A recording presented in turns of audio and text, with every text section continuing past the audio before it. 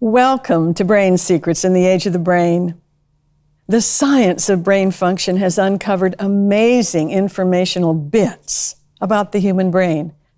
I like to call them brain secrets. I have a surprise for you today. From time to time, Associate Director Aja Hudson, along with videographer Grant Gilmore, take to the street and collect questions for an Ask Dr. Taylor segment. Aja asks, if you could talk to a brain function specialist, what would you ask? Today, you get to see clips of some of those questions along with my answers. Aja and Grant are both part of the Brain Secrets production team. That means Aja is usually on the opposite side of the cameras. Today, she's on this side of the camera and will share with us the idea behind Ask Dr. Taylor segments and her experiencing asking questions.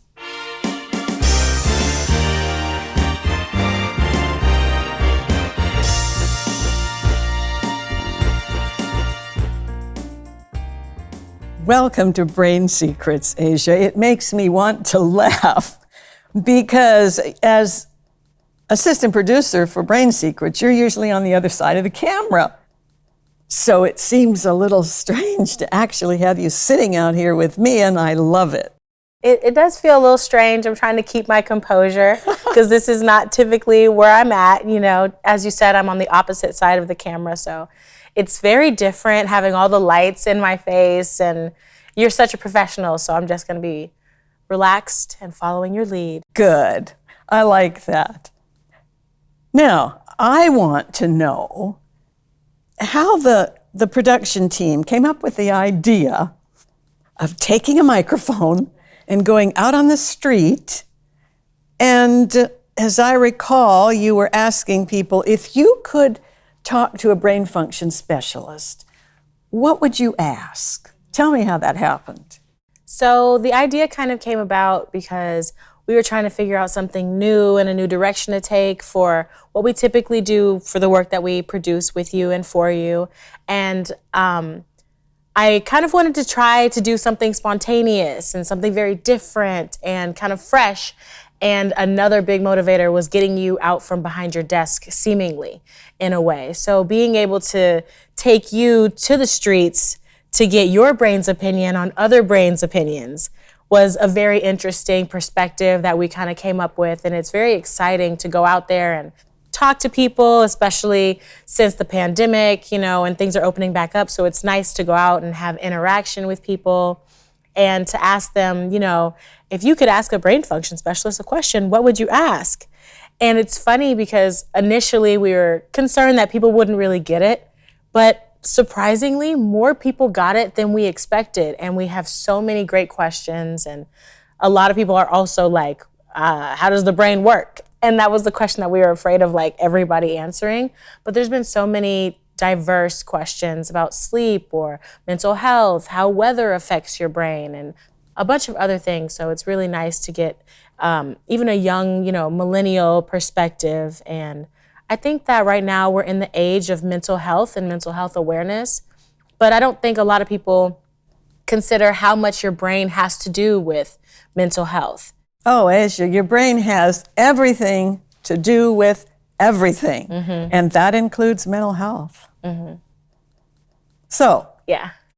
we've got some questions today, Right. and you selected them, and what we're going to do is have you play a segment with the question, and then I'll answer it. Okay. And I'm really looking forward to this because this is the kind of thing I love to do. And I do love to talk to young people like millennials because this is the time to get to know your brain, to learn how to use it by design to help you be more successful. So how many questions are you going to let me answer today? We are going to be are going to be answering 6 questions. Okay. They're the questions that I felt were like the most interesting or, the best. And I'm very excited to hear what you have to say, because I know that your brain is always working and you always have something very like interesting and concise and kind of quirky and funny to say. So I'm very interested to hear how you respond to the very kind of quirky questions that we got while we were out there in the streets. Good. So let's ask our team to get ready to roll some of those clips. And after I answer the questions, I'm going to be back to talk to you again. Okay, fantastic. I'll be here. Good.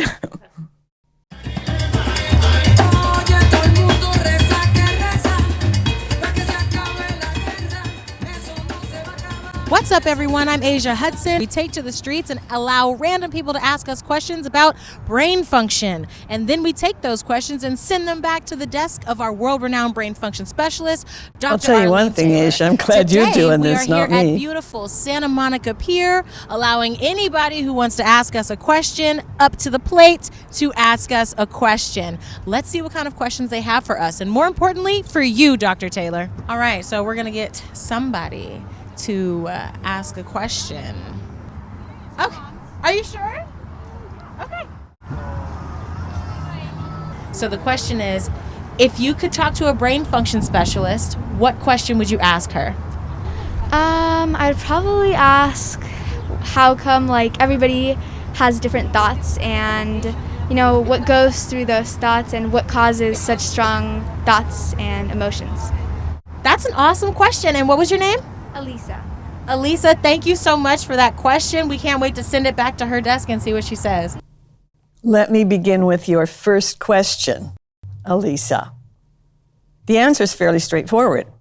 Everyone has different thoughts because every brain on planet Earth is different. Even the brains of identical twins do not think identical thoughts. Studies suggest that as you get older, your brain becomes even more different. Second question, what causes strong thoughts and emotions? Well, as far as we know, the strength of your thoughts and emotions depends on your response or reaction to them. In other words, at some level, you decide how much energy you want to put into them. Okay, we have a question right here. Yeah. What happens when you go to bed and sleep, and on a dream you told yourself a joke that you never heard before and you laugh? That's a good question. I mean, never heard it before, and it was like my You're mind good telling at me this, Aja. the joke. Your question made me chuckle. Estimates are that the subconscious parts of the brain, and listen to this, it's amazing, can process more than 11 million bits of sensory input per second. The conscious part of the brain only processes about 40 bits of information per second. While you sleep, the hippocampus, your brain's search engine, is believed to replay for your frontal lobes some of what happened during your previous hours of wake time. Much like a movie editor who reviews the day's takes and decides what to keep and what to cut, the frontal lobes decide what to discard and what to send to long-term memory.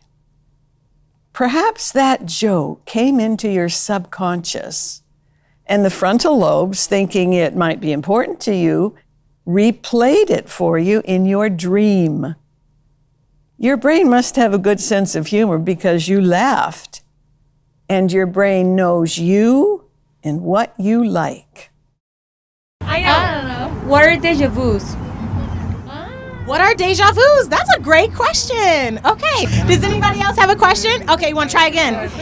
Is it about towels? Are you sure? Okay. About deja vus, like when you have, when you have a deja vu, like does that mean like everything is written? Because a deja vu is like a thought you thought before in the future, so like the whole world like to put together so that happens. I don't understand it. Are deja vus already written? Yes. That's a great question. That's kind of like a deja vu because you asked that question. So these are great questions. So we'll definitely send these back to her desk and we'll see what she says. As you probably know, deja vu is a French term meaning already seen. It's a label for that uncanny sensation that you've already experienced something, even when you can't recall having done so. Estimates are that 60 to 80% of the population may experience this phenomenon, and it's common in young adults. No one single cause has been identified. It can occur in conjunction with a brief electrical brain malfunction, similar to what happens during a temporal lobe seizure. General consensus is that it relates to memory in some way. You might have experienced a similar event before and just can't remember it. Or, according to epigenetics, since you may have cellular memory from the past 3 or 4 generations of your biological ancestors, one of them might have experienced a similar event. That leads you to feel like it happened to you. Okay, so if you could ask a brain function specialist a question, what would you ask her? How do brain? How do brain? Okay, so how do brain? Why are brains so complicated? And why do brains brain? Why do brains brain? Yeah, why they do that? They just be braining. They just be braining like that. Absolutely ridiculous, these brains. Ridiculous. Why are brains so complicated? They need to be complicated in order to brain, to do what they do. The brain has been called the most amazing piece of biological real estate in the known universe. Joel Havemann put it this way: what seems astonishing is that a mere 3-pound object made of the same atoms that constitute everything else under the sun is capable of directing virtually everything that humans have done. Think about it. Flying to the moon. Barry Bonds hitting 762 home runs in a 22-year career. Athletes winning medals at the Olympics. Researchers unlocking brain secrets one by one. I like the way British philosopher Emerson M. Pugh put it.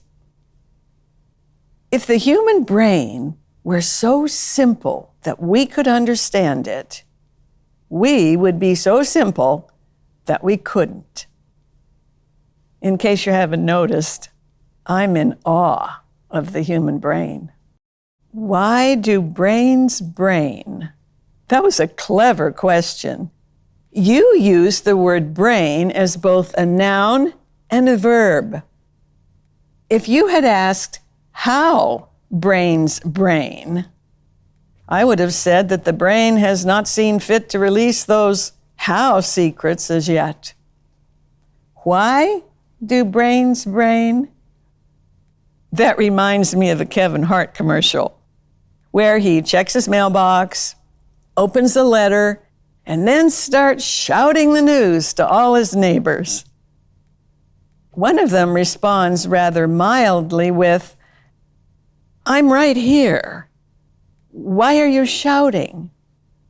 Kevin shouts back, "'Cause that's what I do." Brains brain, 'cause that's what they do. They were designed to brain.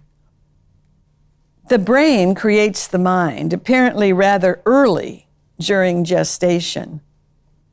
As it grows and matures, the mind can now impact and direct the brain that created it.